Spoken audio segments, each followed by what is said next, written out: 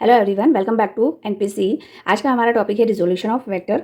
Resolution of vector में कैसे हम वेक्टर्स को तोड़ सकते हैं टू और मोर पार्ट्स में। ओके, वही होता है रिजोल्यूशन ऑफ वेक्टर। वेक्टर को तोड़ना है, स्प्लिट करना। सपोज आपके पास ये ए वेक्टर है, ओके, और एक्स एक्सिस से इस वेक्टर ने थीटा एंगल बनाया है, तो इस वेक्टर को हम हॉरिजॉन्टल एंड वर्टिकल कंपोनेंट में क्या कर सकते हैं, ब्रेक कर सकते हैं। Okay, A x is the horizontal component and A y is the vertical component. Okay, और हमेशा ये ट्रिक है, आपको हमेशा जो हॉरिजॉन्टल कंपोनेंट है मतलब थीटा के साथ में जो है वहाँ कॉस लगेगा और परपेंडिकुलर के लिए हमेशा साइन लगेगा। ओके, सो बेस के लिए कॉस एंड परपेंडिकुलर के लिए हमेशा साइन थीटा। ओके, अब इसी डायग्राम में अगर आप देखें तो ये आपका रिजल्टेंट है ए, और लॉ ऑफ पैरेललोग्राम से या लॉ ऑफ ट्राइंगल से हम इस वेक्टर को जो हमने टू पार्ट्स में डिवाइड किया है, ए एक्स और ए वाई में, दो कंपोनेंट में डिवाइड किया है, तो हम इसे इस तरह से रिप्रेजेंट कर सकते हैं, a is equal to a x plus a y. Okay, और वेक्टर फॉर्म में ए एक्स वाला जो पार्ट है वो आई मतलब एक्स एक्सिस को रिप्रेजेंट कर रहा है, तो आई केप, और वाई एक्सिस के लिए जे केप। इसी का मैग्नीट्यूड निकालना चाहते हैं तो a is equal to under root a x square plus a y square, because दोनों के बीच में एंगल क्या है, 90 डिग्री है। दोनों